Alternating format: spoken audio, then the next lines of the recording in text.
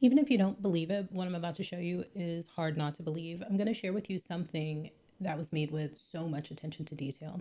Whoever put this together knows how to make brain tingles. This is the Authoritarian Stack. It shows how ideology funds power, which in turn fuels ideology. It's not just a US problem either, so pay close attention no matter where you're from. The authoritarian stack clearly lays out how a handful of tech billionaires have taken control of governments. It outlines facts from SEC filings, procurement notices, corporate registries, and appointment records. As governments rely on cloud computing, AI, drones, and satellites to function, it tracked over 250 people and about $45 billion in publicly available financial movements. I encourage you to visit authoritarian-stack.info after this video. I'll put a link in the pinned comment as well as in the video description. Here's the question that you should be asking right now. If your country's military, borders, and government data all run on systems owned by a small ideological clique, who actually holds power? This website makes it easy to see the network of firms and investors building a private operating system for power beyond government. Now you want to know how this works. Think of your government like a business. It used to have departments that handled everything. It had its own servers, analysts, and communication networks. But over the last decade, governments have been told that they don't need to maintain this stuff. Use our cloud, use our AI, use our logistics systems. It's faster, it's cheaper, it's more innovative. We're going to do the moving fast and we'll surely break some things. Then the government started changing things. Data moved to private clouds run by a few firms. Long, complex contracts made it complicated and very expensive to change providers. It's like being stuck in a mobile contract that you don't want anymore. AI platforms became the default way to decide things. Who is the threat? Who gets the visa? Which target do we hit? What information should we focus on? If governments try to disconnect from these systems, they lose coordination, they lose speed and visibility. So now they depend on these systems. It's definitely a toxic relationship. This website, it shows you that this isn't theoretical. It shows the $10 billion US Army deal that consolidated dozens of separate systems into one platform by Palantir. This deal effectively made Palantir the operating system for the US military command. You can combine ammonia and bleach to get a deeper clean, but that doesn't make it a good idea. It's a toxic idea, actually. The authoritarian stack traces how this cast of creatures constitutes a full-blown political alliance. They are not a bunch of random billionaires. They shape think tanks, they fund candidates, and they steer governments to buy their tech. The information used for this site is all open sourced. Its filings, its public contracts, campaign donations, lobbying records, media reports.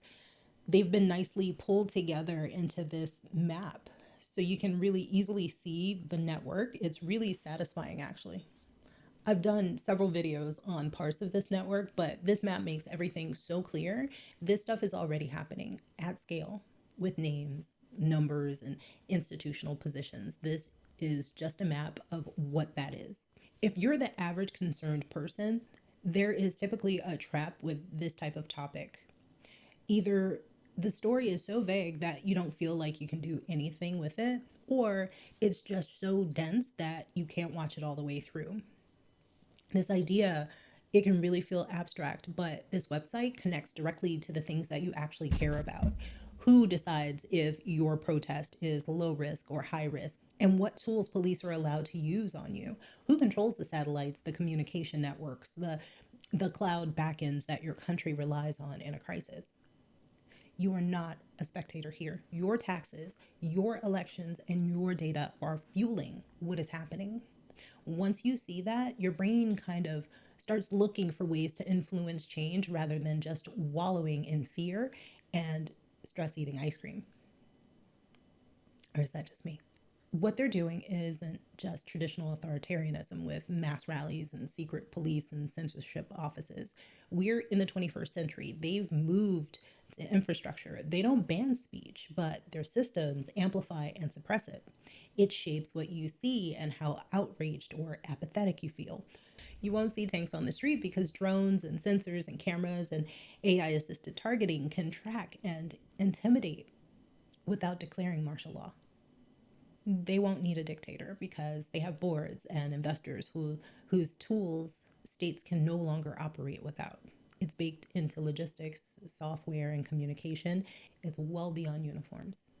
These people want control over territory and borders as though it was all something that could be owned and then monetized.